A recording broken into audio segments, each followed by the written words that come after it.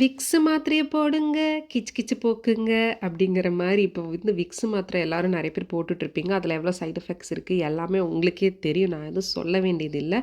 So வீட்லயே நம்ம எப்படி விக்ஸ் மாத்திரை பண்ணலாம் அப்படின்னு தான் பார்க்க போறோம். நேச்சுரல் இன்கிரீடியன்ட்ஸ் வச்சு. ஏன்னா இப்போ வந்து குளிர்காலம் ஸ்டார்ட் ஆயிருச்சு இல்லையா? ஸோ அதுக்கு முன்னாடி நம்ம சேனல் இப்போ தான் ஃபர்ஸ்ட் டைம் பார்க்குறீங்கன்னா சப்ஸ்கிரைப் பண்ணி பெல் ஐக்கான கிளிக் பண்ணி வச்சுக்கோங்க. பெல் ஐக்கான கிளிக் பண்ணும்போது ஆல் ஆப்ஷன் கிளிக் பண்ணி வச்சுக்கிட்டிங்கன்னா, நான் இந்த மாரி யூஸ்ஃபுல்லான வீடியோஸ், என்டர்டெய்னிங் வீடியோஸ் போடும்போது நோட்டிஃபிகேஷன் உங்களே வந்து சேரும். ஸோ இப்போ வீடியோக்குள்ள குதிச்சுருவோம். ஸோ இவ்ளோ பெரிய பீஸ் இஞ்சி வந்து ஃப்ரெஷ்ஷா எடுத்துக்கோங்க. எல்லா இன்கிரீடியன்ட்ஸும் ஃப்ரெஷ்ஷா இருந்தா தான் நம்மளுக்கு நல்லாயிருக்கும். ஸோ இந்த இஞ்சிய வந்துட்டு தோல் நீக்கிட்டு நம்ம வந்து துருவி வச்சுக்கலாம். ஸோ அப்படி துருவவே அந்த ஜூஸ் வலியும்.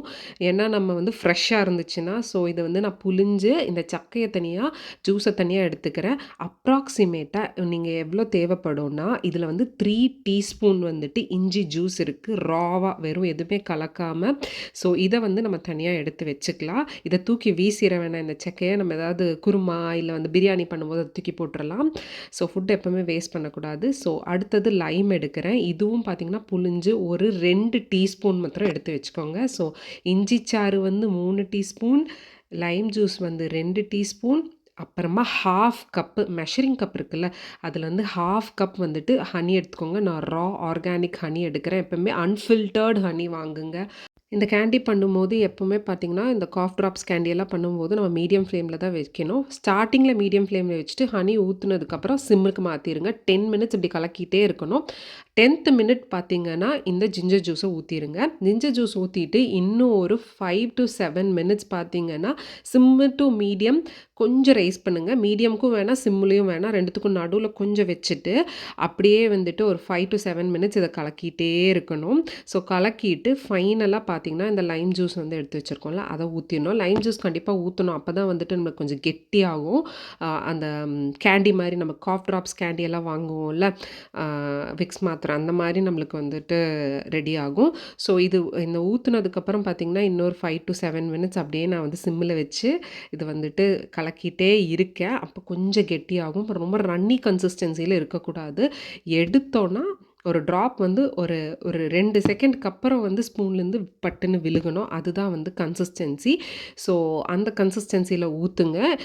ஸோ இப்போ வந்துட்டு நம்ம வந்து சிலிக்கான் மோல்டில வந்துட்டு இத ஊத்தி வைக்கலாம். உங்ககிட்ட சிலிக்கான் மோல்டு இல்லைன்னா, இந்த பட்டர் ஷீட்டுன்னு ஒண்ணு தெரியும் பார்த்தீங்களா? அந்த பட்டர் ஷீட்ட ஸ்ப்ரெட் பண்ணிட்டு, அதில கொஞ்சம் பவுடர்டு சுகர தேய்ச்சுட்டு, அதுக்கப்புறமா இப்படி ஒவ்வொரு ட்ராப்பா இதில வச்சீங்கன்னா, கொஞ்ச நேரத்தில செட் ஆயிரும்.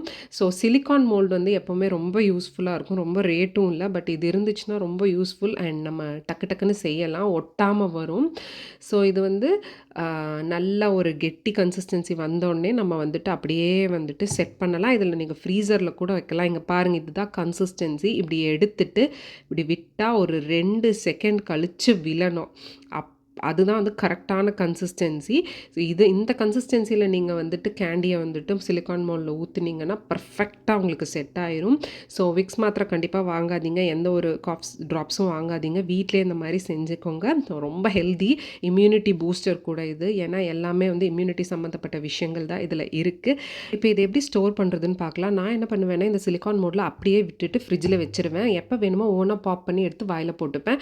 ஸோ அப்படியே குழந்தைக்கு குடுத்துருவேன். ஸோ இல்ல நான் வந்து ஒரு ஜார்ல போட்டு வைக்கிறேங்கும்போது, நீங்க என்ன பண்ணணும், ஒவ்வொரு கேண்டியா எடுத்து பவுடர் சுகர்ல கோட் பண்ணி, இல்லன்னா அரிசி மாவுல கோட் பண்ணி ஜார்ல போட்டு வைக்கணும். அப்பதான் ஒண்ணுக்கு ஒண்ணு ஒட்டாம இருக்கும்.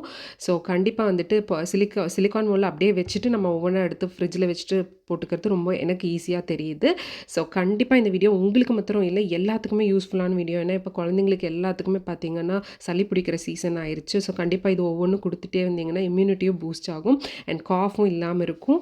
ஸோ அதனால இந்த வீடியோ கண்டிப்பா உங்க ஃப்ரெண்ட்ஸ் அண்ட் ஃபேமிலியோட ஷேர் பண்ணிட்டு, அப்படியே நம்மளோட வீடியோவ வந்துட்டு லைக் பண்ணுங்க. கமெண்ட்ல உங்களோட ஃபீட்பேக்க சொல்லுங்க. இனி சப்ஸ்கிரைப் பண்ணலைன்னா, சப்ஸ்கிரைப் பண்ணி பெல் ஐகான கிளிக் பண்ணி வச்சுக்கோங்க. அண்ட் தேங்க்ஸ் ஃபார் வாட்சிங்.